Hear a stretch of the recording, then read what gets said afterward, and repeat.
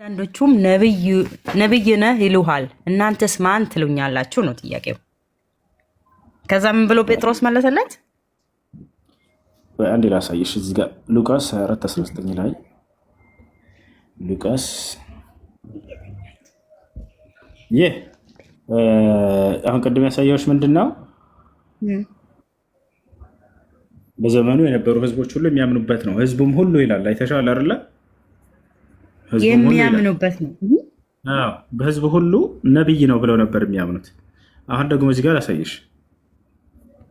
እዚህ ጋር ኢየሱስ ክርስቶስ ተነሳ ከተባለ በኋላ ራሱ ነው ይሄን ደግሞ እየጠየቃቸው ያለው ሰዎች ምንም እዚህ ጋር ላስተባበልባቸውም ላንብብልሽ ከላይ ጀምር። እነሆም ከእነርሱም ሁለቱ ይላል። ከነማን ነው ሁለቱ? ሐዋርያቶች ናቸው። ልብ በይ እዚህ ጋር ይህንም ሐዋርያት የነገሯቸው መግደላዊት ማርያምና ዮሐናም የያዕቆብም እናት ማርያም ከእነርሱም ጋር የነበሩት ሌሎች ሴቶች ነበሩ። ይህም ቃል ቅዠት መስሎ ታያቸውና አላመኑም። ጴጥሮስ ግን ተነስቶ ወደ መቃብር ሮጠ። በዚያም ዝቅ ብሎ ሲመለከት የተልባ እግር ልብስም ብቻ አየ። በሆነውም ነገር እየተደነቀ ወደ ቤቱ ሄደ ይላል። እንግዲህ እነዚህ ከሐዋርያቶች መካከል ከእነርሱም ሁለቱ ይላል በዚያ ቀን በኢየሩሳሌም 60 ምዕራፍ ያህል ወደሚርቅ ኤማሁስ ወደሚባል መንደር ይሄዱ ነበር። ስለዚህም ስለሆነው ነገር ሁሉ እርስ በርሳቸው ይነጋገሩ ነበር አለ። ሲነጋገሩና ሲመራመሩም ኢየሱስ ራሱ ቀርቦ ከእነርሱ ጋር ይሄድ ነበር። ነገር ግን እንዳያውቁት ዓይናቸው ተይዞ ነበር አለ። ማን ነበር አብሯቸው ሲሄድ የነበረው? ኢየሱስ። እርሱም እየጠወለጋቸው ስትሄዱ እርስ በርሳቸው የምትነጋገሯቸው እነዚህ ነገሮች ምንድን ናቸው አላቸው። ቀሌዮጳ የሚባልም አንዱ መልሶ አንተ በኢየሩሳሌም እንግዳ ሆነህ ለብቻ ትኖራለህን? በእነዚህ ቀኖች በዚያ የሆነውን ነገር አታውቅምን? አለው። እርሱም ይህ ምንድን ነው አላቸው። ተመልከች እንግዲህ እነዚህ ሰዎች ክርስቶስን ለማየት የሄዱ ደቀ መዛሙርቶቹ ማለት ነው። እነርሱም እንዲህ አሉት፣ ለኢየሱስ ነው ይሄን እያሉት ያለው፣ በእግዚአብሔርና በሕዝቡ ሁሉ ፊት በስራና በቃል ብርቱ ነቢይ ስለነበረው ስለ ናዝሬቱ ኢየሱስ ነው አሉት ይላል። ለማን ነው ይሄን እያሉ ያሉት? ለኢየሱስ ክርስቶስ እዛው ፊት ምን ስለነበረው? ለነሱ እኮ ግልጽ ስላልነበረ ነው እኮ በኃጢአት ውስጥ ስለነበሩ እኮ ነው፣ ስላልተገለጸላቸው አይደለም። ይሄ እኮ እያስተማረ ባለበት ጊዜ እኮ አይደለም። አንቺ የምትይው ምንድን ነው? ገና ስላላወቁት ነው እያሉች ነው። ይሄ ከተነሳ በኋላ እኮ ነው። ሐዋርያቶች እዛኔም አልተገለጠላቸውም ማለት ነው ማንነቱ። ከተነሳ በኋላ ከእነርሱ ጋር አብሮ እየሄደ እያለ ማን ሲሉት ማን ነው እሱ ሲሏቸው ጊዜ ነቢዩ ኢየሱስ እያሉ ይናገሩ ነበር፣ ነቢይ ስለነበሩ። ዮሐንስ 11:25 እንዴት ታዋያለህ? እስኪ ዮሐንስ 11:25 ዮሐንስ ስንት ነው ያለው? ዮሐንስ 11:25 አመሰግናለሁ። እኔ ትንሣኤና ሕይወት እኔ ላይ የሚያምንብኝ ቢሞት እንኳ ሕያው ይሆናል ነው። ሕያው የሆነም የሚያምንብኝ ሁሉ ለዘላለም አይሞትም። ይህን ታምኛለሽን አላት። እሺ። ስለዚህ ኢየሱስ ክርስቶስ ትንሣኤም የዘላለም ሕይወታችንም ነው ማለት ነው። መጽሐፉ አይዋሽም። በራሱ ቃል እንፍታው። ምን ማለት ነው? እኔ ትንሣኤና ሕይወት ነኝ፣ የሚያምንብኝ ቢሞት እንኳ ሕያው ይሆናል አለ። እንግዲህ ሕይወት ነኝ ሲል ጊዜ ምንድን ያልሽው? አሁን አንቺ ቀደም ሕይወት ነኝ ሲል ምን ማለት ነው? እሱ ለማስረዳት ፈልገች ነው። ሕይወት ነኝ ሲል ምን ማለት ነው? ትንሣኤ ማለት እኮ ከሞተ በኋላ፣ አሁን ከሞትን በኋላ፣ እኛ ከሞትን በኋላ ማለት ነው። ትንሣኤ ነኝ ማለት ይህ የአምላክነት መገለጫ አይደለም። እግዚአብሔር ትንሣኤ ነኝ ብሎ የተናገረበት ቦታ ያለው። ትንሣኤ ማለት እኮ ከሞታን በኋላ ያለው ነው እንጂ ከመሞታችን በፊት ትንሣኤ የለም መቼም በሕይወት እያለን። እሱ የአምላክነት መገለጫ አንደኛ ይሄ ፍጡር እንደሆነ ነው እንደሚገልጸው። ሞቶ የሚነሳው ትንሣኤ የሚያደርገው አምላክ ሳይሆን ፍጡር ነው አይደል? እንደፈለገች ነው። አምላክ ይሞታል? አምላክ አይሞትም። አምላክ ነው። አሜን ነው። ስለዚህ አምላክ እንዳልሆነ ያስይዘናል። ትንሣኤ ነው ማለት እንደውም ፍጡር መሆኑን ነው የሚያስይዘው። ሁለተኛ ሕይወት ነኝ የሚለው ነው። ላስረዳሽ፣ በራሱ ቃል እንፍታው። ምን ማለት ነው ሕይወት ነኝ ሲል? ሕያው ነው። ሕይወት እኮ አይደል፣ ሕያው ይሆናል ማለት እኔ ከሞትኩ በኋላ ነፍሴ ወደ ኢየሱስ ክርስቶስ ትሄዳለች ማለት ነው። ያ ማለት ከዚህ ጀምሮ ሕይወት እኔ ነኝ ሲል ምን ማለት ፈልጎ እንደሆነ ገብቶሻል? ከሞትኩኝ በኋላ ሞታ ነው እንደማልቀር አልገባሽም ማለት እንደሆነ ነው። ሕይወት እኔ ነኝ ሲል ጊዜ ህይወትን የምሰጥ ነኝ ማለት ነው። ገብቶሻል? ህይወትን የሚሰጠው እንዴት ነው ከተባለ እውቀትን መስጠት ማለት ነው። አሁን ይሄን ላሳይሽ በራሱ ቃል የትምሳሌ ወደዛ ወረድ ብለሽ ዮሐንስ ወንጌል ነው አይደለ? ያው እና እዚህ ጋር እውነተኛ አምላክ ብቻ ይሁን ካንተ የላከውንም ኢየሱስ ክርስቶስን ያውቁ ዘንድ ይህች ነች የዘላለማዊ ህይወት ይላል። ይሄ ነው ህይወት። አይሽ አይደለ? ስለዚህ ኢየሱስ ክርስቶስን አየቆ አሁን ኢየሱስ ክርስቶስን ያውቁ ዘንድ ይቺ የዘላለም ምን መሆኑን ያውቁ ዘንድ የተላከ መልእክተኛ መሆኑን ያውቁ ዘንድ አይደለ ነው አይደለ? ያው የላከውንም ኢየሱስ ክርስቶስን ይላል። አንዱን አምላክ ተውሹ ጭራሽ እዚህ ጋር እውነተኛ አምላክ ብቻ ይሆን ካንተን አለ። ስለ አንዱ አምላክ ተናገረ ክርስቶስ። ከዚያም ቀጥሎ ምን አለ? የላከውንም ኢየሱስ ክርስቶስን ያውቁ ዘንድ አለ። አንድ አምላክ አለ፣ ክርስቶስ የእርሱ መልእክተኛ መሆኑን ማወቅ ይሄ ዘላለማዊ ህይወትን ያስገኛል ማለት ነው። ማን ነው ታዲያ በዚህ የሚያምነው? አንድ አምላክ አለ፣ ክርስቶስ የዚያ አንዱ አምላክ መልእክተኛ ነው ብሎ የሚያምነው እዚህ ምድር ላይ ዛሬ ማን ነው ከሙስሊሞች? አንቺ ይሄንን አምናለሁ ካልሽ አሁን እስኪ ያን ከኔ ጋር አብረሽ በይው። አንድ አምላክ አለ በይ። አንድ አምላክ እንዳለማ አምናለሁ። በጣም ጥሩ። የአንድ አምላክ ደግሞ ኢየሱስ ክርስቶስን መልእክተኛ አድርጎ ልከዋል በይ እስኪ። ማን? ኢየሱስ ክርስቶስን ልኮታል። የአንድ አምላክ መልእክተኛ አድርጎ ልኮታል። መልእክተኛ ሳይሆን ስጋ ለብሶ እኛን ለማዳን መጣ እንጂ ያውና ያው መልእክተኛ እንደሆነ ራሱ ተናግሯል። የላከውንም ኢየሱስ ክርስቶስን ይላል ራሱ እየተናገረ እኔና አብ አንድ ነን ይላል። ለምሳሌ ዮሐንስ 10:30 እስኪ 10:30 ነው እዛው ላይ በመልእክት ያው እና አንድነታቸውን እኮ እኛ ምናምናለን እኮ አምላክ አንድነታችሁን ታምናላችሁ። የአብ ወልድ መንፈስ ቅዱስን አይደለም። አንድ ተረጋጊ። አንድነት ሲል ምን ማለት ነው? የመልእክት አንድነት አላቸው። አምላክ ያዘዛቸውን ነው አይደል ነብያት የሚያደርሱት። ስለዚህ ያ የመልእክት አንድነት ይባላል። ይሄ አምላክ የሚነግረንን በነብይ በኩል ያንን ነብያት ይነግሩናል። አላህ በቁርአን ላይ ሙሐመድን የታዘዘ እኔን ታዘዘ ይለናል። አየሽ፣ አንድ ናቸው ሲል ከምን አንጻር ነው? የሚነግሩን መልእክት አንድ ስለሆነ ቃልን መፈጸም። ይሄ እኮ ቃል መፈጸም ማለት ነው። ይለያል። ቃልን መፈጸም ከኛ ይጠበቃል አይደል እንዴ? ክርስቶስም እንደዚያው ነው። አየሽ፣ እርሱ የሚያዘኘን ባልፈጽም ግን እኔ ሐሰተኛ ነኝ እያለ ይናገራል።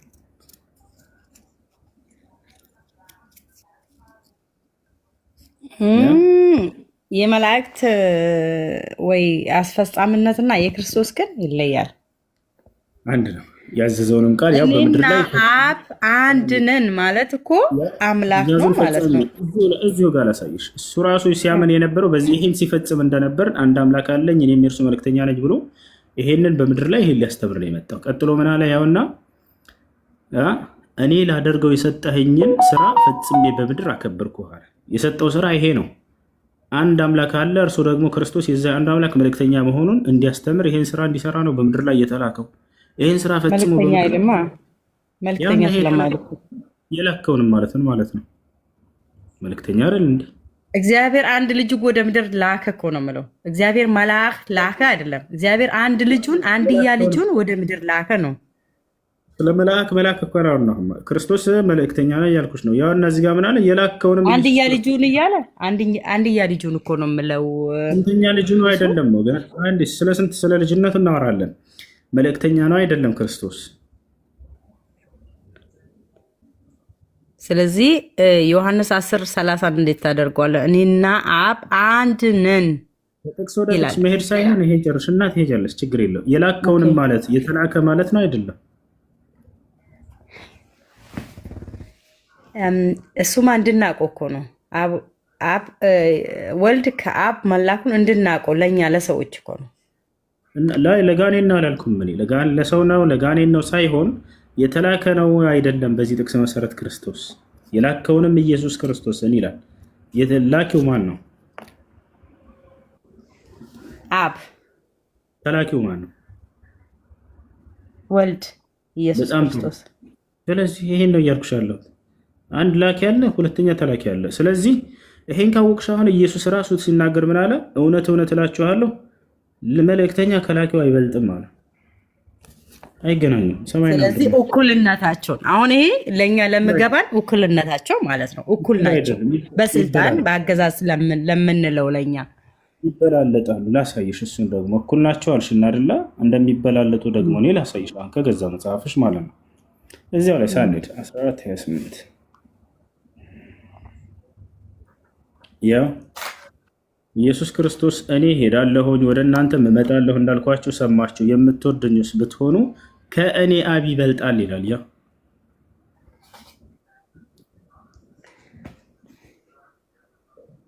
ከእኔ አብ ይበልጣል።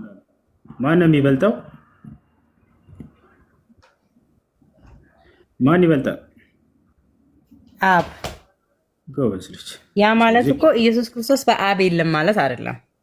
አልጠየኩም። በአብ ያለ የለም ሳይሆን ማን ይበልጣል ነው። አሁን ቅድም አይበላለጡም እኩል ናቸው ብለሽ ነበር። አሁን ማን ይበልጣል ስልሽ አብ ይበልጣል አልሽ።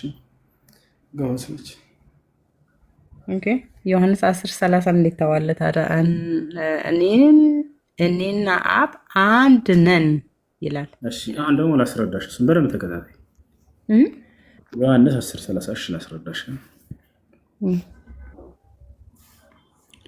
ዮሐንስ ዝቅ ይላል ግን እስከ 28 ችግር የለውም። እሺ ይቺ ነች አይደለ? እኔና አብ አንድ ነን አይደል? እኔና አብ አንድ ነን አይደል? በጣም ጥሩ። አሁን ለምንድን ነው እኔና አብ አንድ ነን ያለው? ከምን አንጻር ነው የሚለውን አውድ የሚባል ነገር አለ። ገብቶሻል አይደል? ወደ ላይ ሄደን እንመለከተዋለን። ለመሆኑ በአምላክነት ነው ወይንስ በምንድን ነው የሚለውን እንመለከታለን። አይመስልሽም? ከኔ ጋር ነሽ? አዎ እየሰማሁህ ነው። ከላይ ጀምረን ነው።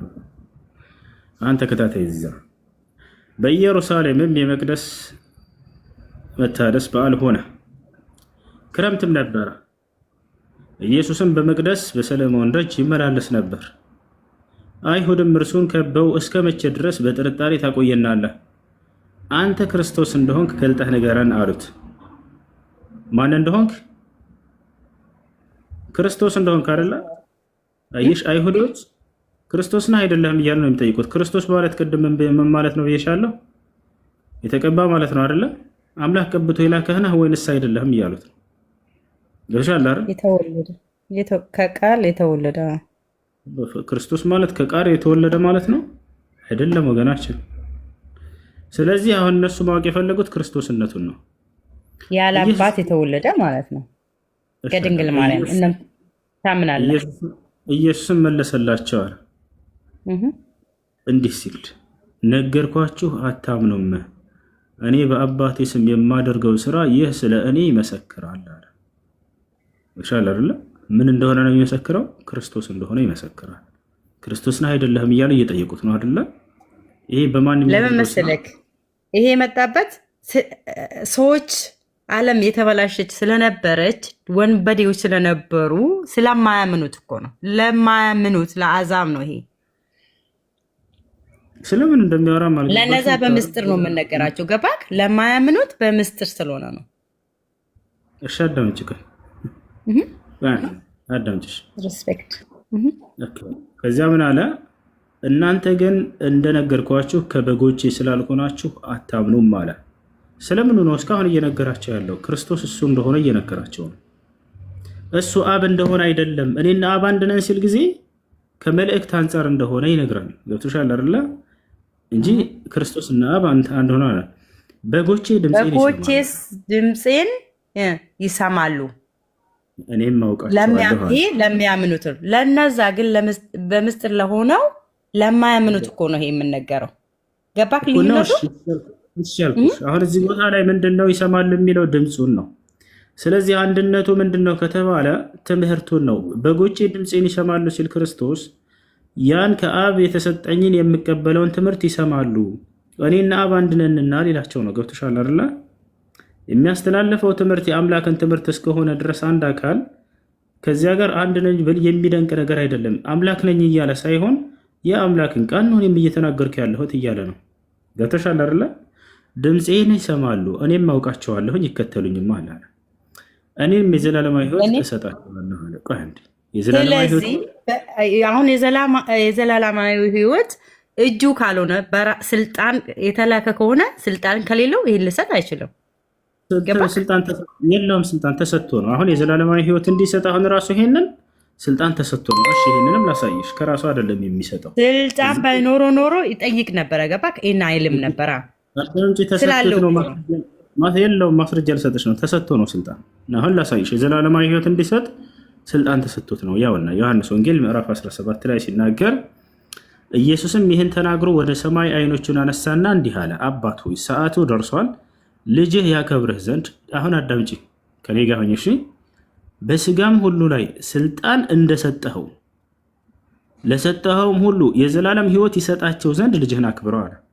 ማን ነው ስልጣን የሰጠው? ለኢየሱስ ክርስቶስ ተሰጥቶ ነው አይደለም? ተሰጥቶ ነው። አየሽ አይደለ? የዘላለማዊ ህይወትን እንዲሰጥ ስልጣን ተሰጠው። ያ የዘላለማዊ ህይወት የሚሰጠው ምንድን ነው ከተባለ አንድ አምላክ አለ፣ ክርስቶስ መልእክተኛ ነው የሚለው ይሄ ነው የዘላለማዊ ህይወት። እውነተኛ አምላክ ብቻ ይሆን ካንተን የላከውንም ኢየሱስ ክርስቶስን ያውቁ ዘንድ ይህች ነች የዘላለማዊ ህይወት አለ። ያውቁ ዘንድ የሚለውን አስምርበት። እውቀት ነው የዘላለማዊ ህይወት ሲል ጊዜ ስለ አንዱ አምላክ ማወቅና ክርስቶስ የዛ አንዱ አምላክ መልእክተኛ ነው ብሎ ማወቅ፣ ይሄ ነው የዘላለማዊ ህይወትን የሚያስገኘው። ይሄንን እውቀት ይሰጥ ዘንድ ማለት ያስተምር ዘንድ ማለት ነው።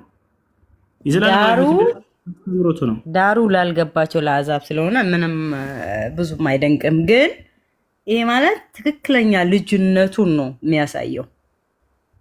አሁን ምንም አንግባበት ነው። ግን ሬስፔክት አደርጋለሁ የምር በጣም ነው ሬስፔክት ማድረግህ።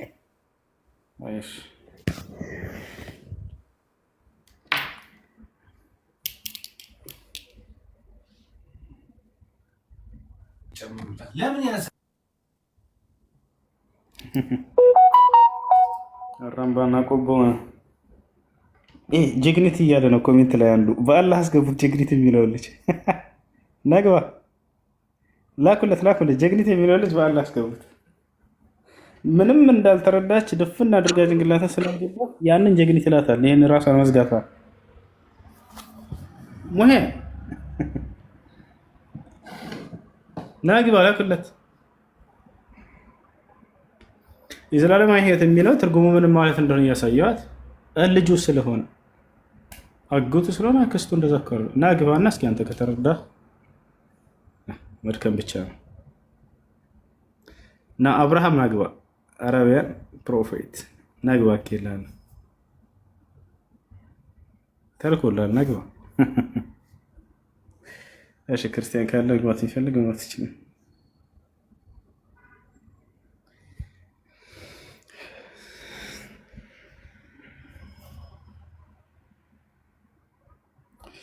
እሺ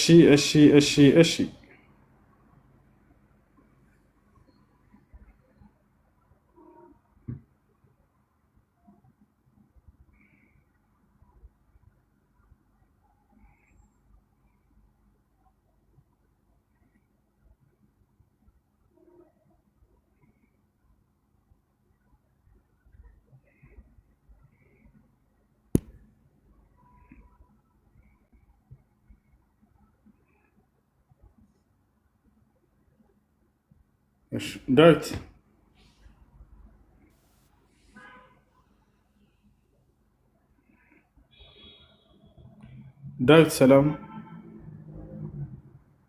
ሰላም ነው። እንዴት ነህ? አለን እግዚአብሔር ይመስገን አለን። እሺ ጥያቄ አለ? አሁን ከእህቴ ጋር እያወራህበት በነበረው ርዕስ ላይ በእሱ ላይ እንድናወራ ፈልጌ ነበር። 1-2 ደቂቃ። አየሽ ኢየሱስ ክርስቶስ የዘላለማዊ ህይወት ሲል ምን ለማለት አስቦና ፈልጎ ነው? የዘላለማዊ ህይወት ማለት በገነት ከእግዚአብሔር ጋር አብሮ መኖርን ማለት ነው።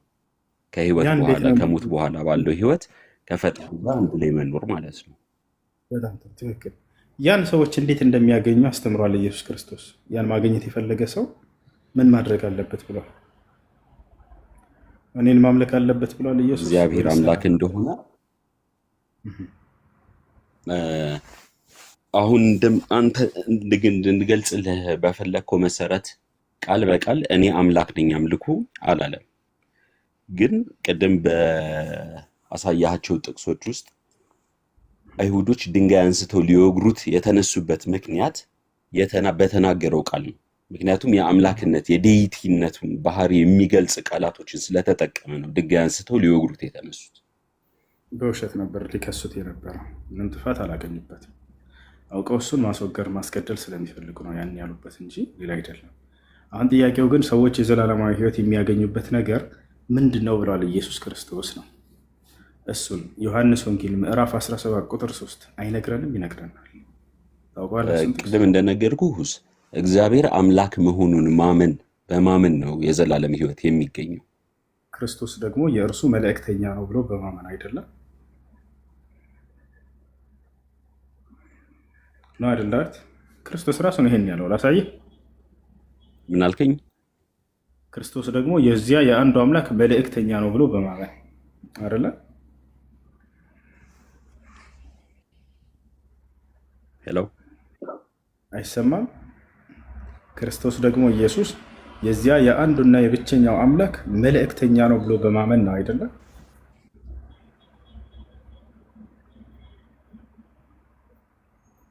ዳዊት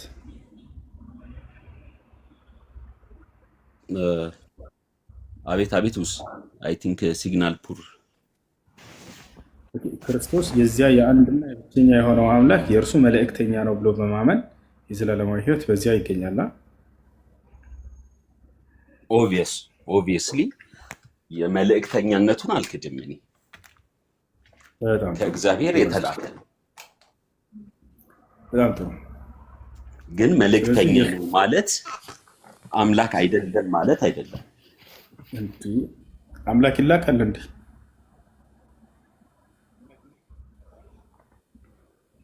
አምላክ ይላካል እንዴ?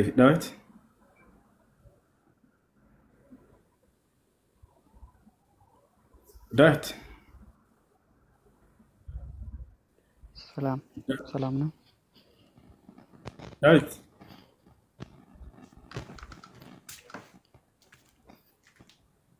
ዳዊት እስኪመለስ ድረስ አማኑኤል ሰላም ነው? እንዴት ነህ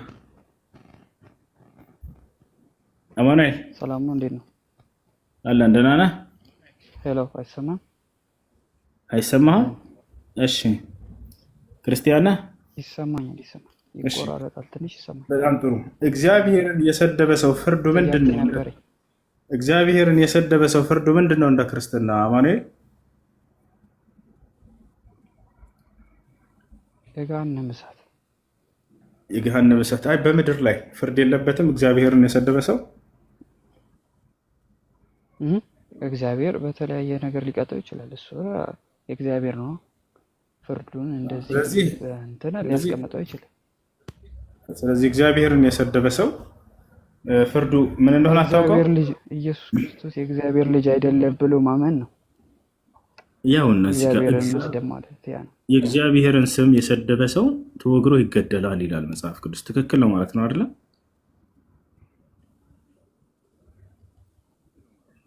አማኑኤል፣ የእግዚአብሔርን ስም የሚሰድብ ተወግሮ ይገደላል። ብዙ ጊዜ ሰዎች አላህና መልእክተኛው ሲሳደቡ ጊዜ እናንተ ሙስሊሞች አላህ ራሱ እንትን አይልም አይከላከልም፣ አላህን የሰደበ ይገደል ትላላችሁ፣ ገዳይ ናቸው ይሉናል። ግን መጽሐፉ ላይ ያው እነዚህ ጋር እኔን የሰደበ ግደሉት ይላል እግዚአብሔር። ተቀጥቅጦ ይገደላል እግዚአብሔርን የተሳደበ ሰው። ምን ትላለህ? እሺ እሱ ጥያቄ ነበረኝ የገባሁበትን እንትን ጥያቄ ምንድን ነው? ይሰማል። ጥያቄ ምንድን ነው? ጥያቄ ጠይቀኝ። እሺ ባለፈው ባወራኸው ጉዳይ ነበር። ባለፈው የሆነ ጉዳይ ሰምቼ ይሰማል? ይሰማል። አዎ ይሰማል። ይሰማል? አዎ ይሰማል። ባለፈው እንትና ከመጽሐፍ ቅዱስ ላይ አውጥተህ ኢዮብ 21:22 ነው መሰለኝ 22:21 ለሰው እያሳየ ቪዲዮን አይቼ ነበር። እውነት ነው። ሚኒንጉ ብለህ ያመጣኸው ማለት ነው። የዕብራውያን ትርጓሜ ሚኒንጉ ሙስሊም ይላል ብለህ አመጣው ነበር። እውነት ነው። እሱን ሚኒንግ ደግሞ እኔም ቼክ ለማድረግ ሞክሬ ነበር። አጣኸው? አላገኘኸውም? ለብዙ ነበርን እንደውም አብረን እነሱም ቼክ ሙስሊሞች ነበሩ። ቼክ አድርጉልኝ እስቲ ብዬ ላኩልኝ ብያቸው ነበር። እዚሁ አሁን እዚሁ ጋር እናሳየህ ማለት ነው አይደለ?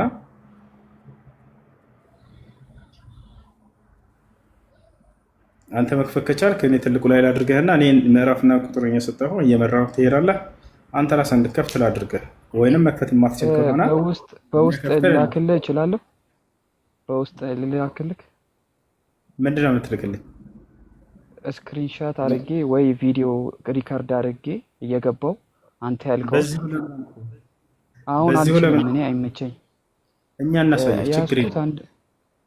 እኔ ነኝ አይደል ባለፈው ያሳየሁህ። በቃ እኔ ልተውና እኔ ምዕራፍና ቁጥር ብቻ እየነገርኩት ከታች ያለው ልጅ ያሳየህ። እሺ አማኔ። አቤት። እኛ እናሳይ አሁን እዚሁ ጋር ልናሳየህ ነው። እሺ እሺ፣ ይቻላል። በቃ አቡከር ና እኔ ሳልሆን እሱ ደግሞ ያሳየህ። እሱ ያሳየህ። አቡከር ቪዲዮ መክፈት ትችላለህ? አዎ እችላለሁ። ዕብራይስጡን ባይብል 20 ላይ ሄድና ኢዮብን ክፈት 22:1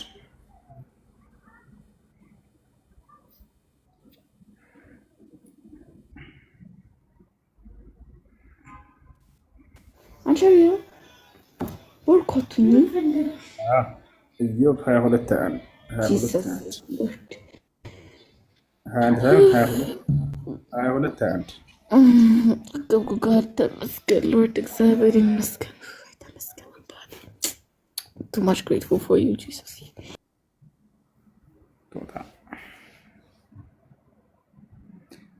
አሎ ወጣሳ አማኒ ቆይ አውቄ አማኑኤል አንድ ቁጥር ጻፍ እስኪ። አማኑኤል አንድ ቁጥር ጻፍ። ፈልገን አተነዋል እያለ ነው ብዙ ክርስቲያኖች። አንተ ያሳየህን ብለዋል። በትክክል በግልጽ ነው የምናሳያቸው። ያን አይቶ የማይሰልም ካለ ወላሂ በቃ خلاص ሁጃ ያቆሙባቸዋል። ነገ የትንሣኤ ቀን እኛ መጽሐፋችን ላይ ሙስሊም ሆኖ የሚል ስላላገኘን ነው እንዳትሉ። እሺ ለአንዱ አምላክ መገዛትን ያውና ሌሎች ክርስቲያን ማየት ስለሚፈልጉ አሳያቸው። በቃ አቡከር ክፈተው።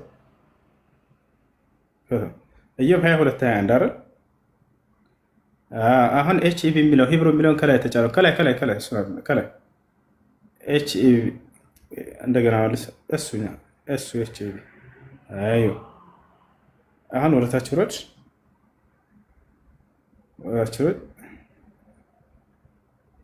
ኢዮብ ስንት ነው የገባኸው? ቆይ ኢዮብ 22:22 አድርገዋል እኮ። ኢዮብ 22:21 እሺ፣ ወደዚህ አድርግ። 7999 የሚለውን ቁጥር ተጫነ።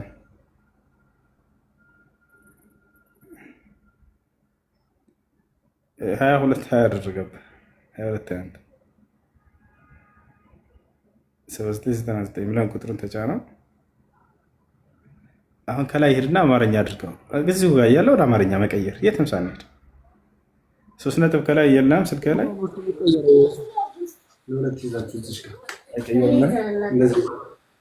እስቲ ይህ አስቸጋሪ ነው ትንሽ። በቃ እኔ ላሳያችሁ።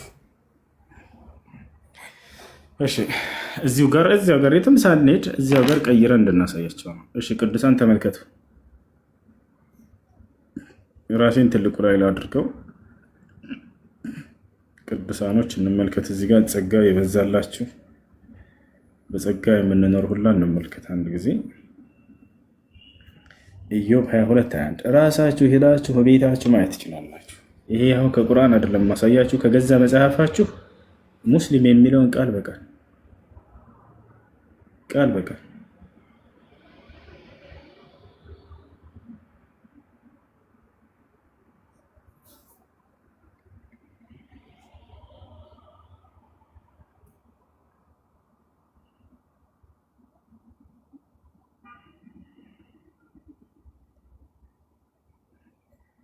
እሺ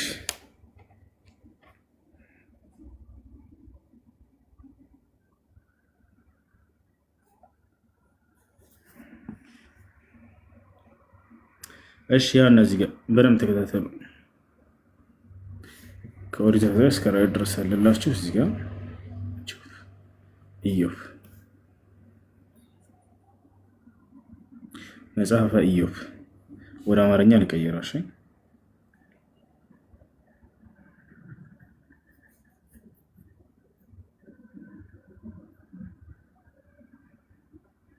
ኢዮብ አይደል 22:21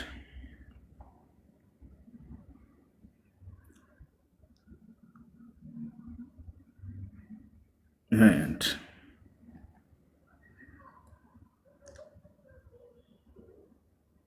ኢዮብ 22:21 ወደ አማርኛ ቀይረው። ለእግዚአብሔር ተገዙ ከእርሱም ጋር ተስማሙ፣ በዚህ መንገድ ብልጽግና እያለ ይናገራል። እሺ እዚህ ጋር ኢዮብ 22:21 ሂብሩ የሚለውን እንጫነዋለን። እዚህ ጋር ሂብሩ ይታያችኋል። ይሄ ነው እንግዲህ አጣሁት ያለው እዚህ ጋር ነው። يا حمان بنقرأ القرآن يا حمان أتذكرك كل ما أشوفك يعني سورة الإسراء وكل إنسان يلزمناه طائرة في عنق. أوكي أيوب هاي ولا تانا لا أنا زيارة قد تازيجار نكبا ماشي هنا يونا زيهو قارن أبو بكر زيجار درسنا قدمه هنا هنا نيو رامرنا ما كير بتشان ورامرنا ما كير بتش ያው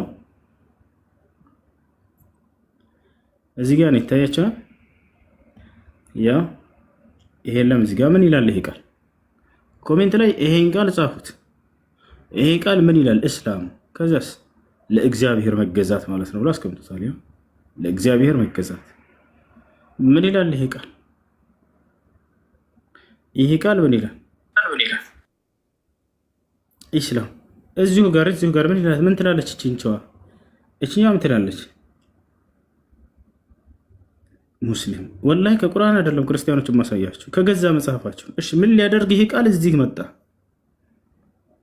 ለአንዱ አምላክ ለእግዚአብሔር ተገዙ ካለ በኋላ ለእግዚአብሔር መገዛት ማለት ኢስላም ብሎ አስቀምጦታል። የሚገርማችሁ የአረበኛውን ላሳያችሁ። እዚሁ ጋር እያለ ወደ አረበኛ መቀየር። መቼም የአረብ ክርስቲያን አለ አይደለ? ባይብል ሀብ ላይ ገብተው በአማርኛ አይደለም የሚያዩት በአረበኛ ነው። አልኢስቲስላሙ ሊላህ ለአንዱ አምላክ በብቸኝነት ለአላህ መገዛት ብሎ አስቀምጦታል። የአረበኛ አምላክን አላህ ነው ብለው ነው ቢጠሩት አይደለ? የአረብ ክርስቲያኖች ኑ ወደ አረበኛ ልቀይርላችሁ ማን ብሎ እንደሚጠራ ያ ይታያቸዋል። አልኢስላም አልኹዱዕ አስሰሒሕ ሊላህ በትክክል ለአንዱ አምላክ መገዛት ኢስላም አልኹዱዕ አስሰሒሕ ሊላህ ያው ሙስሊም ወልመስደር መገኛው ምንጩ ኢስላም ማለት ነው። አልኹዱዕ አስሰሒሕ ሊላህ ለአንዱ አምላክ ለአላህ በብቸኝነት መገዛት ማለት ነው ብሎታል። ያ ሰላም ተመልከት በኋላ ኢስላም አልኹዱዕ አስሰሒሕ ሊላህ ለአንዱ ለአላህ ብቻ በብቸኝነት ማጎብደል ለእርሱ ብቻ መገዛት ማለት ነው ብሎ አስቀምጦታል። ምን ትላላችሁ? ኢስላም አልኹዱዕ አስሰሒሕ ሊላህ ወይም ሙስሊም ብሎታል። استسلم لله خاصة لله ومن هنا جاء اسم المشاركة مسلم قال بقى والمصدر إسلام الخضوع الصحيح لله لأن أملاك لله ببتشينينة مجازات مالتنا إسلام مالتنا أسكم ذلك سلزي لأن أملاك تجازو إلى الشوال وسو عندي تدلكوا لي أرجعنا الناس تبى إنجليزية يوم دمو نرجع مهنا الراس بوينت من الوقت ትራንስሌት ሲደረግ የትራንስሌት ስተት ነው እንዳይባል ያ ጀማ አሁንም ተመልክታችሁ ሁሱ የተናገረውን ሰምታችኋል። ያው እኔ ትራንስሌት ማድረግ ስላልቻልኩኝ ሁሱ የተናገረውን ራሱ እዚህ ጋር በደንብ አድርጋችሁ አዳምጡ። በሚገርም ሁኔታ ስለገለጸው ነው። በአረቢክ ሰላም ማለት ነው ቢ ሴፍ ወይ ሴኩር መሆን ነው አይደል? ሰላም መሆን ማለት ነው አይደል? ፍሪ ፍሮም ፎልትስ ከስተት ከሚባሉ ነገራቶች በሙሉ ነፃ መሆን ነው አለና እዚህ ጋር ሪዛይን ኦር ሰብሚት ዋን ሰልፍ ስፔሻሊ ቱ ጋድ ለአንድ አምላክ ራስን ሙሉ እጅግር መስጠት ነው አለ። ከዛ ምን አለ? when participate ሙስሊምስ አለ እዚህ ጋር ሙስሊም ኤንድ ኢንፊኒቲቭ ደግሞ ኢስላም ተብሎ ይጠራል። ይሄ አንድ ነገር ሙስሊም የሚባለው አካሉ ነው፣ ሃይማኖቱ ደግሞ ኢስላም ተብሎ ይጠራል ብሎ ነው ያስቀመጠው። ፕሮፐርሊ ሰብሚሽን ቱ ጋድ ለአምላክ በሚገባው መንገድ ለሱ መታዘዝ ምን ይባላል? አልኹዱዕ ሊላሂ ሱብሓነሁ ወተዓላ ኢስላም ተብሎ ይጠራል ብሎ ነው ያስቀመጠው። እዚህ ጋር ደግሞ ድራይቭ የተደረገው ራሱ ሰላም ከሚለው ቃል ነው። እስልምና ሰላም ነው ብለን ስንናገር ይሄ መጽሐፉ እዚህ ጋር ራሱ እንትን እያደረገው ነው ማለት ነው። በእንግሊዝኛ ከፈለጋችሁ በአረብኛ ታይቷል፣ በእንግሊዝኛ ታይቷል፣ በአማርኛ ታይቷል። ሶ ሁጃ ቆሟል ማለት ነው። ይሄንን ላሳያቸው ብዬ ነው። እሱ ቀጥሉ። አይ እሺ ቀጥሉ። እሺ ክርስቲያን አለ መጠየቅ ሄሎ ይሰማል? እየሰማ ነው። ነው ሶሪ፣ በጣም ላይቭ ኤክስፒሪየንስ በጣም ሊሚትድ ስለሆነ ኔትወርክም ያለሁበት ቦታ ስለማይመች ነውና ወደ ቀድሞ ሐሳብ ስንነሳ እንድንመለስ ነበረ። በኢየሱስ ክርስቶስ አምላክነትና ነብይነት ላይ ዲስከስ እያደረግን ነበረ። እሺ አንድ ልጠይቅህ የምፈልገው ጥያቄ ምን መሰለህ? በመጽሐፍ ቅዱስ ላይ የትኛው ነብይ እግዚአብሔርን አባቴ ነው ብሎ ጠርቶት ያውቃል? እግዚአብሔርስ የትኛውን ነብይ ልጄ ነው ብሎት ያውቃል? ወይደር የትኛውም መጽሐፍ ቅዱስም ላይ ቢሆን ቁርአንም ላይ እግዚአብሔር አባትነቱን የገለጸለት ነብይ አለ ወይስ ነብይም ሆኖ ደግሞ እግዚአብሔርን አባቴ ብሎ የጠራው አለ? ነቢያቶች እስራኤል የበኩር ልጄ ነው ብሎ ክርስቶስ ይናገራል። እስራኤል ያዕቆብ ነው። እስራኤል የበኩር ልጄ ነው ይላል። ልጄ እያለ ይጠራል። ልክ እንደሆነ ነቢያቶችን መጽሐፍ ቅዱስ ላይ አባታችን እያሉ ይጠሩታል። ክርስቶስ ራሱ ያምናል፣ ይመሰክርላቸዋል። እናንተ አባታችን የምትሉት እናንተ አምላካችን የምትወርሱ ክርስቶስ ለአይሁዶች አባታችሁ እያለ ይገልጽላቸዋል። አባታቸው እንደሆነ ኖ እሱ ሜተድ ኦፍ ኤክስፕሬሽን ነው። ክርስቶስ አባታቸው እንደሆነ ያምናል እሱ ራሱ። ልክ እንዲሁ ልጅ እያለ እስራኤል የበኩር ልጄ ነው ይላል። ምን ትላለህ? ኖ እንትን በነቢያት ደረጃ ነው አሁን ዲስከስ ማድረግ የምንፈልገው። ደሆል እስራኤል የበኩር ልጄ ነው ይላል እያልኩህ እኮ ነው። ምን ትላለህ በዚህ ላይ? የበኩር ልጄ ማለት እስራኤልን የበኩር ልጄ ነው ሲል ከፍጥረት ነው የተመረጠ የመጀመሪያው ስለሆነ የእስራኤል ሕዝብ ልጄ ያለው ማለት የበኩር ልጄ ነው የሚለውን ቃል የተጠቀመበት ለዛ ነው። ልጄ ይላል አይደለ? ልጄ ያለው ማንን ነው እያልክን ነው? ማንን ነው ልጄ ያለው እዚያ ጋር? ኢየሱስን ነው ወይንስ ሌላን አካል ነው? እስራኤል የበኩር ልጄ ነው ብሎ የጠቀሰው ነው አይደል የምትለኝስ? እስራኤል የበኩር ልጄ ነው ብሎ ሲናገር እግዚአብሔር ምንን ኤክስፕረስ ቅድም አዋድ የሚለውን ነገር ስትናገር ስለሰማሁ ነው። ለእህታችን ዳዊት እሱ አይደለም ጥያቄ። እስራኤል የበኩር ልጄ ነው ሲል ጊዜ ኢየሱስን ነው ወይንስ ሌላን አካል ነው ነው ጥያቄ። ሌላን አካል ማንም ብሏል? ልጄ ብሎ የጠራው ማንን አለ ብለህናል አይደለ? ያው ከነቢያት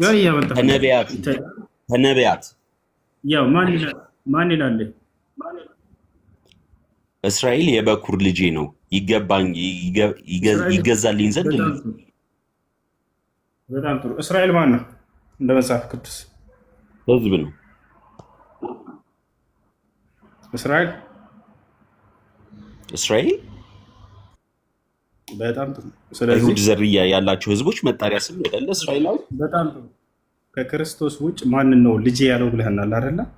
ከክርስቶስ ውጭ እንዳለ እነዚህን ሁሉ ህዝብ ያመጣሁልህ ማለት ነው። ልጄ እግዚአብሔር የጠራው አይ ጥያቄን አንዴ ልድገምልህ። ይቅርታ ካልተገባባል። ከነቢያት ከላካቸው ነቢያቶች ከእስራኤል አይደሉም እንዴ? ተቀልላል ነው ከእስራኤል ከነቢያቶች ውጭ ነው እዚህ ጋር እያለ ያለው ልጄ እያለ ያለው ኖ። ይሄኛውማ ይኸውልህ የበኩር ልጅ ነው ብሎ እስራኤልን ገለጸ ማለት ከፍጥረት የመጀመሪያ የኔ ህዝብ ነው፣ የተመረጠ ህዝብ ነው። ማን ነው እንደዛ ያለው ልጅ ያለው? እንደማለት አውዱን ነው መረዳት ያለብን። አሁን ቅድም እህታችንን አውዱ ብለህ ስታስረዳ የተመረጠ ብለህ ራስህ እየተረጎምክ ነው። ልጄ ያለው ማንን ነው ኢየሱስ ውጭ ብለህ ጠየቅከን አይደለ? ያ ነው በነቢያት አሁን ለሌ የፈለኩት ምን መሰለህ? ነቢያቶች ከእስራኤል ናቸው አይደሉም? በፈለከው መንገድ መሄድ ትችላለህ። ናቸው። ስለዚህ ነቢያቶችን ልጄ ብሏቸዋል ማለት ነው።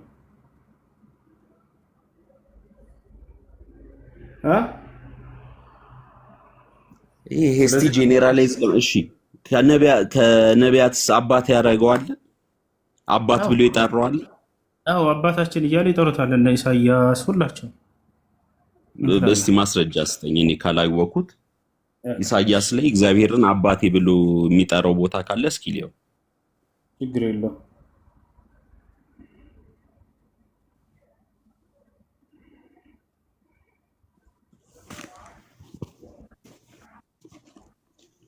በሁላችን አንድ አባት ያለን እያለ ይናገራል። ኢሳያስ የሰጣይ መስጠር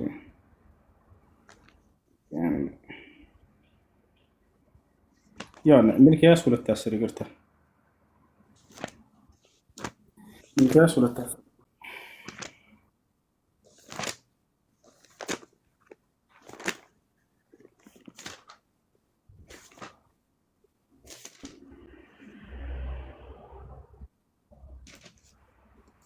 ሚልክያስ 2:10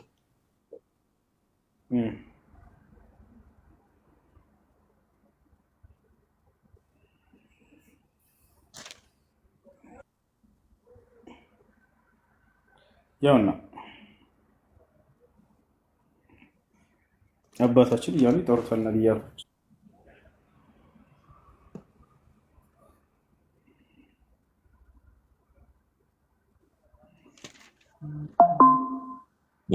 አንድ አባት ከዛ ምን ይላል? አሁን ጥያቄው ራሱ ምንድነው? ማነው ሐሳብ አባት ብለው ይጠሩታል አይጠሩትም ነው? አዎ ያው አባታችን እያሉ ነብያት ይጠሩታል። ኦብቪየስ እዚህ ጋር አባት ብሎ የጠራው ማንን ነው? እግዚአብሔርን ነው ወይስ አብርሃምን ነው? እግዚአብሔርን ነው እንጂ ለሁላችን አንድ አባት ያለን አይደለምን? አንድ አምላክ የፈጠረን አይደለምን እያለ ይናገራል። እንደዛ ከሆነ ይኸውልህ እዚህ ጋር አንድ አባት ያለን አይደለምን? አንድ አምላክ የፈጠረን አይደለምን ብሎ የሚጠቅሰው ከዛ የአባቶቻችንን ቃል ኪዳን ለማስነቀፍኛ እያለ ይቀጥላል። አባት ብሎ እየጠራ ያለው እዚህ ጋር የመጣበትን የአብርሃምን ዘር አዘርዋይስ ለሁላችንም አንድ አባት ያለን አይደለንም ብሎ አንድ አምላክ የፈጠረን አይደለንም አይልም። ምክንያቱም አባት እዚህ ጋር ለመጥቀስ የፈለገው የአባትና የአምላክነትን አንድነት ከሆነ ሁለት መድገም አይጠበቅበትም ነበር። አባትነቱን እየገለጸ ያለው እዚህ ጋር የመጣበትን ትውልድ ዘሩን ነው አይደለም። ያለ ኢየሱስ ክርስቶስ ራሱ አባታቸው እንደሆነ ያምንበታል። ሁላችሁም የልዑል ልጆች ናችሁ እያለ ይገልጻቸዋል። ክርስቶስ ራሱ ዮሐንስ ወንጌል ላይ አለ። እናንተ ሁላችሁ የልዑል ልጆች ናችሁ አልኩ ተብሎ አልተጻፈም ምን ይላቸዋል? እግዚአብሔር ልጆች ናቸው አይሁዶች አባታቸው ነው። እኛ ይሄንን ክህደት ነው ብለን ነው በነገራችን ላይ እኛ እንደ መጽሐፍ ነው የምናወራው። ገብታችኋል? ሙስሊም ልጆች አምላክን አባት ብለው ይጠራሉ። እሱም ልጆቼ ብሎ ይጠራቸዋል። ይሄ መጽሐፉ ላይ በጣም የታወቀ ነው። ክርስቶስ ራሱ ሁላችሁ እናንተ የልዑል ልጆች ናችሁ እያለ ይጠራቸዋል። ገብታችኋል? እነሱም አባታቸው እንደሆነ ለእኛስ ለሁላችን አንድ አባት እኛ የዝሙት ልጆች አይደለንም፣ አንድ አባት አለን እርሱም እግዚአብሔር ነው ይላሉ አይሁዶች። አሳየው፣ ይሄንን አውጣለት። አባታችን እያሉ ይጠሩት ነበረ። ዮሐንስ ወንጌል ላይ አሳየው። ክርስቶስን የዝሙት ልጅ እያሉ ያሾፉበት ነበር። እኛ ግን የእግዚአብሔር ልጆች ነን ብለው ይሄንን ያውቃሉ እነሱ።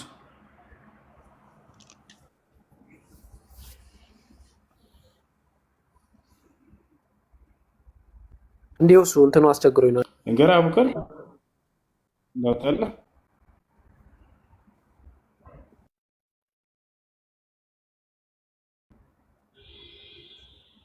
እኛ የዝሙት ልጆች አይደለንም ይሉታል።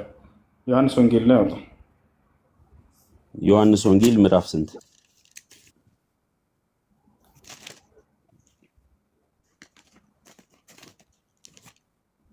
እሺ ልንገርህ በቃ ዮሐንስ 8:41 ዮሐንስ 8:41 ወይ ላውጣልህ። አቡከር አይመችም? አስቸግሮኝ ነው እንትኑ። ዮሐንስ 8:41 ላይ አውጣለት። እናንተ የአባታችን ስራ ያላችሁ አላችሁ፣ እኛ እስከ ዝሙት አልተወለድንም፣ አንድ አባት አለን፣ እርሱም ማናወሩ እግዚአብሔር። ኢየሱስ ራሱ እናንተ የልዑል ልጆች ናቸው ብሎ ይነግራቸዋል። ኢየሱስ ራሱ የልዑል ልጆች ናቸው እንዳላቸው ላሳየ። ወበኑ ልዕልየ ኩልኩም። እሺ ዮሐንስ 10:34 ነውጣ። እሱ ራሱ ይነግራቸዋል አባታቸው እንደሆነ ያምናል፣ ይነግራቸዋል። ዮሐንስ 10:34 ያው የእግዚአብሔር 10:34 ኢየሱስም እንዲህ ብሎ መለሰላቸው፣ እኔ አማልክት ናችሁ አልኩ ተብሎ በሕጋቸው የተጻፈ አይደለም? ይቅርታ፣ እሱን መዝሙር ላይ አንድ ጊዜ ይቅርታ፣ መዝሙር 82:6 ይህን ጥቅስ ክርስቶስ ከዚያ ወስዶ ተናግሯል።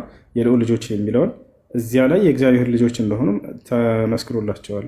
መዝሙር 82:6 ናውጣ። መዝሙር 82:6 ያው እኔ ግን አማልክት ናችሁ ሁላችሁም የልዑል ልጆች ናችሁ። የማን ልጆች? የልዑል ልጆች ናቸው። የእግዚአብሔር ልጆች እንደሆኑ ያምናል መጽሐፍ። እሺ ሌላ ጥያቄ አለ ዳዊት? አለሁስ። እዚህ ላይ ግን መግባባት ላይ ትንሽ እንትን እኔ ልልህ የፈለኩት አሁን ክርስቶስ ሲናገር ክርስቶስ ቀጥታ ዳይሬክት እግዚአብሔርን አብ አባት ብሎ ይጠራዋል። እነሱም ጠሩት እኮ አባታችን እግዚአብሔር የሚለውን እኮ አሳየሁ እኮ ቀደም ወገናችን ዮሐንስ ላይ ከእርሱ ውጭ ማን አለ አባቴ ብሎ የሚጠራ? ያው ሁላቸውም በህዝቡ እንዳለ በህብረት አባቴ እያሉ ይጠሩታል። ክርስቶስም ይሄንን ያምንላቸዋል። ከሁላቸውም ከነሱም ሰጠን እነ ሚልኪያስ አባታችን እያሉ ልክ እንዲሁ አሁንም እዚሁ ላይ ዳዊት ላይ አባት እንደሆነ ይናገራል።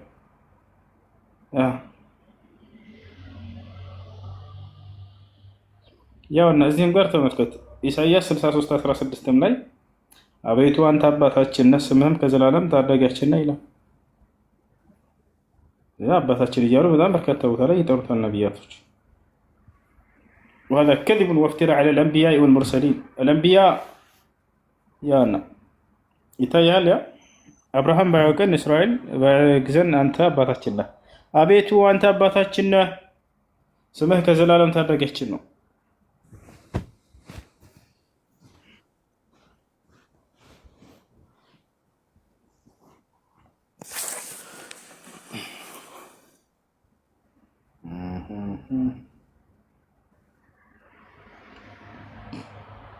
እሺ ማክቤል ሰላም ሰላም ሙሱ እንዴት ነህ? አለ እኔ ጥያቄ ነበር ያለኝ። እሺ ጥያቄ ምንድን ነው? በእስልምና እምነት ውስጥ ስንት ነብያት ነው ያለው?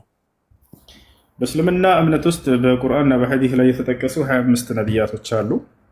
ያልተጠቀሱ በጣም በርካታ እንዳሉ ደግሞ ይነግረናል አምላካችን አላህ በቁርአን ላይ ሲናገር ወረሱለን ቀድ ቀሰስናሁም ዐለይከ ሚን ቀብሉ ወረሱለን ለም ነቅሱስሁም ዐለይከ ወከለመ አላሁ ሙሳ ተክሊማ ይላል። ሙሐመድ ሆይ ከነ መልእክተኞች እነዚህ የተረኩልሃሉ ያልተረኩልህም በጣም ብዙ አሉ እያለ ይናገራል። ከተገለጹት መካከል ጥቀስልኝ ካልክ ልጠቅስልህ እችላለሁ። ሶስቱን አብርሃም፣ ኢስሐቅ፣ ያዕቆብ፣ ሙሴ፣ መሲሁ፣ ኤልያስ፣ ዮናስ እነዚህ ሁሉ። እሺ ከነቢያት መካከል እንግዲህ በጣም ብዙ መሆናቸውን ነግራኛልና ነቢዩ መሐመድ ጎልቶ የሚነገረው በእናንተ እምነት ለምንድን ነው? እርሳቸው ለእኛ ዘመን የተላኩ ስለሆኑ ነው እንጂ የእነዚያንም ነቢያቶች እናነሳቸዋለን፣ ትምህርታቸውንም እናነሳለን። ምናልባት ተከታትለህ ከሆነ አንድም ቀን ሊሆን ይችላል ለነቢያት አስተምህሮ ሳልናገር የቆየሁበት ጊዜ የለም። ቁርአንም ላይ ሄደህ ብታየው የአብርሃም ትምህርት ምንድነው የሚለውን አምላክ አላህ ነግሮናል። ያን እንድናስተምር ለትውልድ የኢስሐቅ አስተምህሮ፣ የያዕቆብ አስተምህሮ፣ የሙሴ አስተምህሮ፣ የመሲሁ አስተምህሮ ምን እንደነበር የሁላቸውንም የነቢያት አስተምህሮ በቁርአኑ ላይ በላከልን ቃል ላይ ይሄ ነበር የነቢያት ትምህርት ብሎ ልኮልናል። ሁሉም ነቢያት እኩል ናቸው አይደል? አይበላለጡም። መበላለጥ እንግዲህ በመላእክት መካከል መበላለጥ አለ፣ በነቢያት መካከል መበላለጥ አለ፣ በሰዎች መካከል መበላለጥ ያለ ነው። ነገር ግን ያ ማለት ያኛውን ዝቅ አድርገን ማየት ማለት አይደለም። መካድ አይደለም። ሁሉም ነቢያት እውነተኞች ናቸው ብለን እንመሰክራለን። ሁሉም ነቢያት አድርስ የተባለው መልእክት በአግባቡ አድርሷል ብለን እናምናለን። አሁን መልአኩ ገብርኤልና ሚካኤል ከሌላው መልአክ በላጭ ናቸው፣ ላቅ ያሉ ናቸው። ይህን አላህ ይነግረናል በቁርአን ላይ። ልክ እንዲሁ ከነቢያትም ቲልከ ሩሱሉ ፈضልና ባዕضሁም ዐላ ባዕድ መልእክተኞች ከፊል ለከፊሉ ይበላለጣሉ አለ። ወለቀድ ፈضልና ባዕض ነቢይን ዐላ ባዕድ ይላል አላህ። በእርግጥም ከፊል ነቢያትን ከከፊሉ አበላልጠናል ይላል። ይበላለጣሉ፣ ሰዎችም ይበላለጣሉ። አማኝና ከሃዲ እኩል አይደለም ከአምላክ ዘንድ አይደል? አማኝ ይበልጣል። ልክ እንዲሁ ከነቢያት ነቢይነትም ልክ እንዲሁ ይበላለጣሉ። አሁን እንዴት ነው ማን የሚበልጠው? በምንድን ነው የተበላለጡት የሚለው ላስረዳ። ምናልባት ነቢዩ መሐመድ ከሌሎች የሚበልጥበት ደረጃ ካለ ከኛ ዘመን ከሚለው ውጭ ማለት ነው። ችግር የለውም። ነቢዩ መሐመድ ሰለላሁ ዐለይሂ ወሰለም ከሌሎች ደረጃ ይበልጣሉ ወይ? አዎ ይበልጣሉ። በመጀመሪያ 5 ነቢያት ከሁሉም ነቢያት በላይ ናቸው ብሎ አላህ ይነግረናል። ኡሉል ዐዝም የሚል መጠሪያም አላቸው፣ የቁርጠኝነት ባለቤት ማለት ነው። በአስተምሮ ጊዜያቸው የፈተና አይነት ተፈትነው የትዕግስት ጥግ የደረሱ በጣም ታጋሽ ኃይለኛ ነቢያቶች ናቸው። እነዚህ ኡሉል ዐዝም የተባሉ ነቢያት ከሁሉም ነቢያት ደረጃ በላይ ያላቸው ነቢዩ መሐመድ ሰለላሁ ዐለይሂ ወሰለም፣ አብርሃም፣ ሙሴ፣ መሲሁ ወይም ኢየሱስ እንዲሁም ኖህ 5ቱ ናቸው። አላህ ይህም በቁርአን ላይ በሱረቱል አሕዛብ ላይ 5ቱንም በአንድ ይገልጻቸዋል። ከእናንተ ከባድ የሆነን ቃል ኪዳን ይዣለሁ እያለ ይነግራቸዋል። ወኢዝ አኸዝና ሚነ ነቢይነ ሚሳቀሁም ወሚንከ ወሚን ኑሕን ወኢብራሂመ ወሙሳ ወዒሳ ብን መርየም ወአኸዝና ሚንሁም ሚሳቀን ገሊዛ ይላል። ከነቢያት ሁሉ ቃል ኪዳንን ይዣለሁ ካለ በኋላ በተለይ ከእናንተ ከአምስቶቻችሁ ደግሞ በጣም ከባድ የሆነን ቃል ኪዳን ነው ያዝኩት ይላል። ከነዚህ ደግሞ ከ5ቱ ማን ይበልጣል ወደሚለው ስንመጣ ጊዜ ነቢዩ ሙሐመድ ሰለላሁ ዐለይሂ ወሰለም ይበልጣሉ። ለምን ከተባለ ነቢዩ ሙሐመድ ሰለላሁ ዐለይሂ ወሰለም ራሳቸው ይመልሱ ሐዲስ ላይ ሲናገሩ ምን አሉ? ፉድልቱ ዐለል አንቢያኢ ሚን ቀብሊ ቢኸምስ ካነት አልአንቢያ ሚን ቀብሊ ቱርሰሉ ኢላ ቀውሚሃ ኻሳ ፈአርሰለኒ አላህ ኢለናሲ ካፋ አሉ። ከቀደምት ነቢያት በ5 ነገራት በለጡ። አንደኛው ምንድነው እንዲበልጡ የሆኑበት ምክንያት ቀደምት ነቢያት ለወገኖቻቸው ለህዝቦቻቸው ብቻ ነበር ሲላኩ የነበሩት አሉ። ኢየሱስ ለእስራኤል ሰዎች፣ ሙሴ ልክ እንዲሁ፣ ልክ አብርሃም፣ ይስሐቅ፣ ያዕቆብ ሁላቸውም ለየሀገራቸው ለወገኖቻቸው ብቻ ነበር የሚላኩት። በሌላኛው አካባቢ ሌላ ነቢይ ያስነሳላቸዋል። እዚሁ ሁሉም በያሉበት አካባቢ ይላኩ ነበረ። ወኡርሲልቱ ኢለናሲ ካፋ አሉ። እኔን ግን አጠቃላይ ለሰዎች ሁሉ ለዓለም ህዝብ ነው የላከኛሉ። ለአንድ አካባቢ ለአንድ መንደር የተላከ ነቢይና ለዓለም የተላከ ነቢይ ኃላፊነታቸውም እኩል አይደለም፣ አገልግሎታቸውም እኩል አይደለም። አላህ ይህን ታዲያ ስለ መሲሁና ስለ ነቢዩ መሐመድ ሰለላሁ ዐለይሂ ወሰለም ሁለቱንም ወዴት እንደላካቸው ሲገልጽልን ምን ይላል? ስለ መሲሁ ከሱ ልጀምርልህ። ወረሱለን ኢላ በኒ እስራኤል ይላል። ወደ እስራኤል ልጆች የላኩት መልእክተኛዬ ነው ይላል።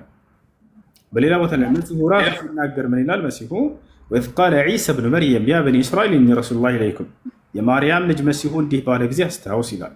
እናንተ እስራኤል እኔ ወደ እናንተ የተላኩላችሁ መልእክተኛ ነኝ አላቸው ይላል።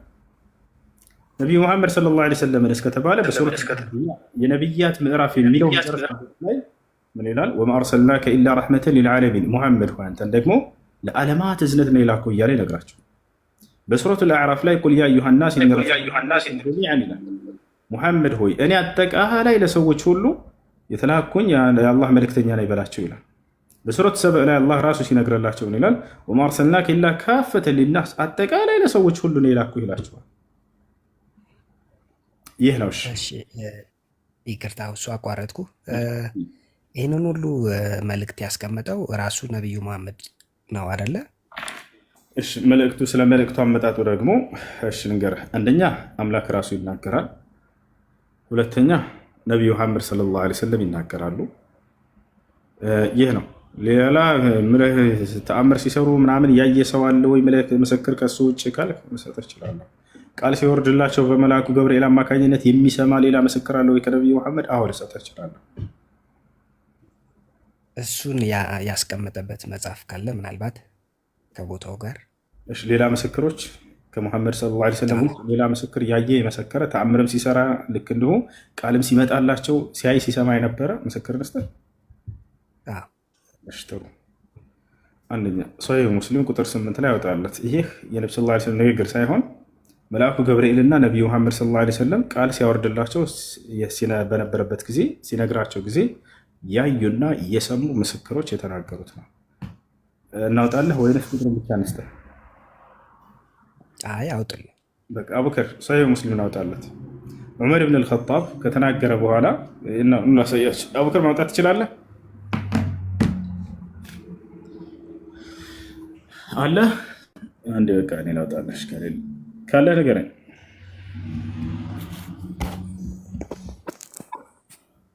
ላውጣለሽ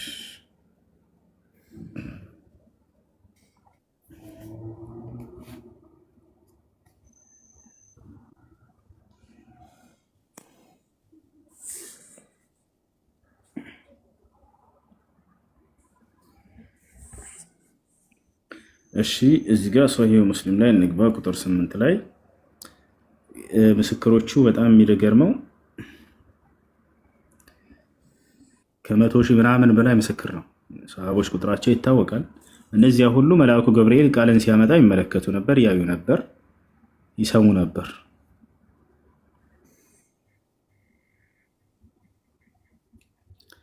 ያውና ይህ ነው። በአረበኛ ላንብብልህ ወይንስ እንግሊዝኛ ማንበብ ትችላለህ? እንግሊዝኛ ቢሆን ደስ ይለኛል። እሺ በጣም ጥሩ። ያው እነዚህ ጋር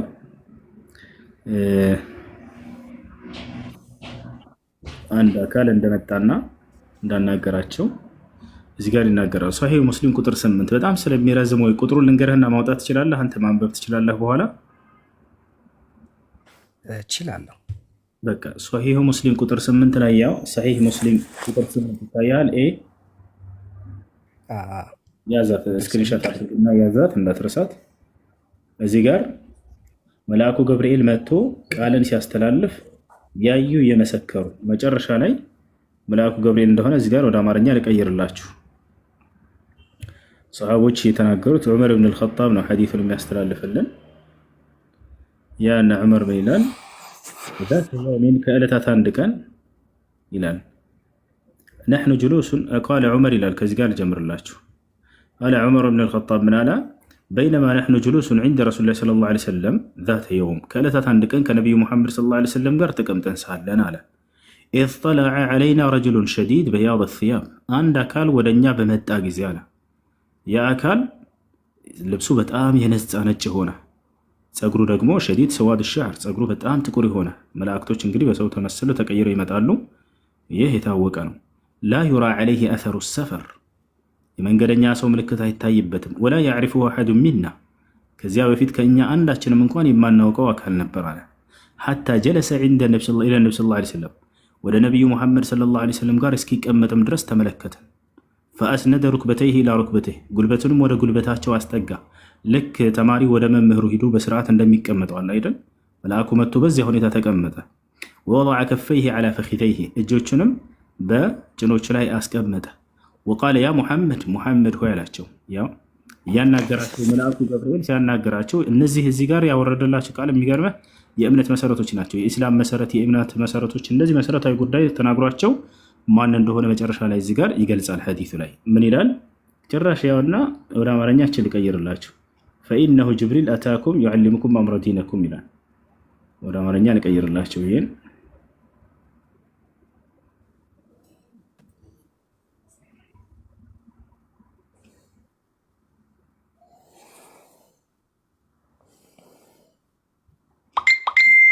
እሺ ያውና ይሄን ወደ አማርኛ ልቀይርላችሁ። ማን እንደሆነ መጨረሻው ላይ ይነግራችኋል።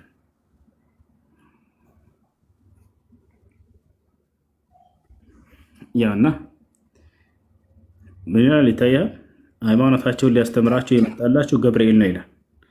እና ገብርኤል በሚመጣ ጊዜ ቃልን ሲያስተላልፍ የምስክሮች ከነቢዩ መሐመድ ሰለላሁ ዐለይሂ ወሰለም ውጭ አሉ ይመለከቱ ነበር፣ ይሰሙ ነበር፣ ያዩ ነበር። ያን ያዩትንና የመሰከሩትንም ተናግረዋል። አሁን ከፈለክ ደግሞ የነቢዩ መሐመድ ሰለላሁ ዐለይሂ ወሰለም ምስክር የራሳቸውን ላሳየህ እችላለሁ። እኔ ገብርኤልን አየሁት እያሉ ቃል በቃል የተናገሩት ልክ እንዲሁ ደግሞ አምላክ ራሱ የመሰከረበት ወደ አንተ የምልከው ገብርኤል ነው እያለ ይናገራል። ልክ እንዲሁ የገብርኤልን ምስክር ከፈለክ ላሳየህ እችላለሁኝ። እኔ ገብርኤል ነኝ፣ አንተ ደግሞ የአላህ መልእክተኛና ነቢይ ተደርገህ ተመርጠሃል እያለ የሰጣቸውን ብስራት የራሱን ምስክር እሰጥሃለሁ። ስለዚህ አራት ምስክር አለ። አንደኛ የአምላክ የራሱ ምስክር አለ፣ ገብርኤል ነው ብሎ ይነግራቸዋል።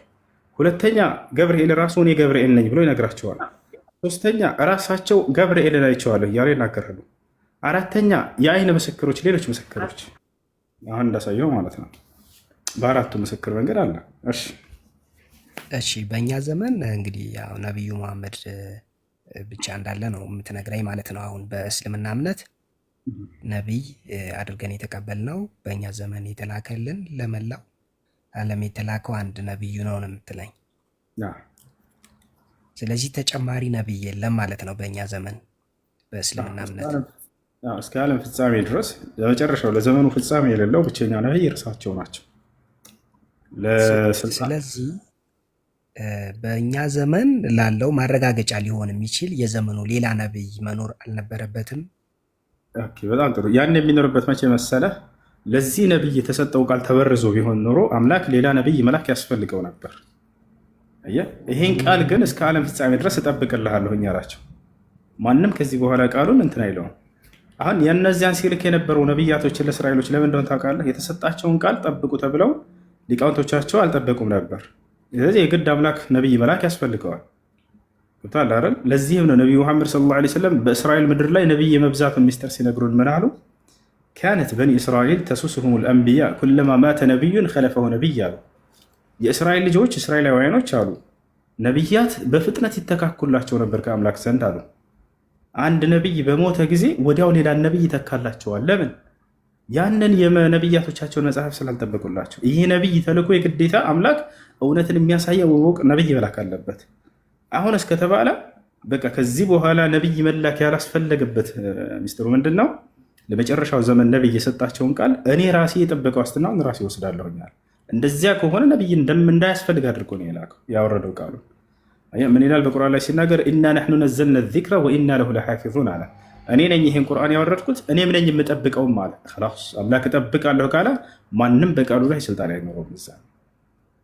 ልክ ነቢዩ መሐመድ ሰለላሁ ዐለይሂ ወሰለም ይህን ሲነግሩን ምን አሉ? ዩስራ ፊ ለይለትን ሚነ ለያሊ ብልቁርአን ፈዩርፈዑ ዐን ሱዱሪ ናስ ወዐኒል መሳሒፍ አሉ። የዘመኑ ፍጻሜ ላይ አሉ። እንግዲህ የዓለም ፍጻሜ ድረስ ይቆያል ይሄ ቃል። የዛኔ ከሌሊቶች በአንዲት ሌሊት ላይ አላህ ቃሉን ያነሰዋል። የዛኔ አሉ በቃ ዘመኑ ሊፈጸም ሲል ማለት ነው። እስከዚያ ድረስ ግን ጸንቶ ያቆይላቸዋል ይህን ቃል አሉ። ተረክቱ ፊኩም ማ ኢን ተመሰክቱም ቢሂማ ለን ተضሉ ባዕዲ ኪታቡላህ ወሱነቲ ያሉ። እነሆ ህዝቦቼ በመካከላችሁ ሁለት ቃልን ልጥየላቸው እሄዳለሁ፣ እነርሱን አጥብቃችሁ እስከያዛችሁ ድረስ በፍጹም አትጠሙም አሉ። እነርሱም ቁርአንና ሐዲስ ናቸው አሉ። ሌላ ነገር ሐታ መሲሁ ይመጣል አሁን ብለን እናምናለን እኛ። የዘመኑ ፍጻሜ ከመድረሱ በፊት ቀድሞ ይመጣል መሲሁ። በሚመጣ ጊዜ በዚሁ በእኔ ትምህርት ይመራችኋል ብለው ተናገሩ። አየህ ነቢ ሰለላሁ ዐለይሂ ወሰለም የዛኔ የአስተዳደር ስርዓቱን ያ ነቢይ ነው የሚመራው። መሲሁ በምድር ላይ በሚመጣ ጊዜ እንዲያስተዳድር ሙስሊሞች በክብር ይለቁለታል። የምንወደው ታላቅ ነቢይ ነበርና ይታል አይደል? ስለዚህ ይህ ነቢይ ምን ያደርጋል? በዚያ በእርሳቸው ላይ በተወረደው ህግና ስርዓት ትውልድን ይመራል። ሙሴ ቢመጣ የኔ ተከታይ ይሆናል እያሉ ይናገራሉ። አየህ ነቢዩ መሐመድ ሰለላሁ ዐለይሂ ወሰለም ምን አሉ? በሆነ ሐዲስ ላይ ለው ካነ ሙሴ ሐየን ማ ወሲዐሁ ኢላ ኢትባዕ አሉ። ሙሴ በዚህ ዘመን ቢመጣ በህይወት የእኔ ተከታይ ከመሆን ውጭ ሌላ አማራጭ አይኖረው ነበር አሉ። ነቢያት ቢመጡ አሁን ለመጨረሻው ዘመን ነው ነቢይ የተወረደለትን ህግና ስርዓት ይከተላሉ። ሙሴ በመሲሁ ዘመን ቢመጣስ መሲሁን ነው የሚከተለው። አብርሃም በሙሴ ዘመን ቢመጣ ልክ እንዲሁ ሙሴን ነው የሚከተለው። እነ ኖህ በአብርሃም ዘመን ቢመጡ አብርሃምን ነው የሚከተሉት። ቀጣይ ካለ ያለውን ነቢይ አምላክ ያንን ማመንና መከተልን ግዴታ ያደርግባቸው ነበር።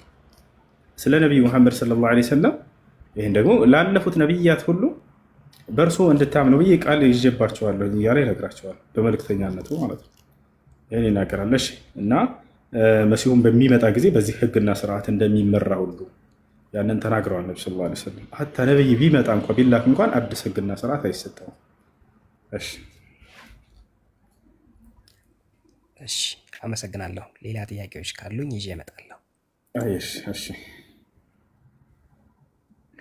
ዳዊት ኔትወርክ ሰራለህ?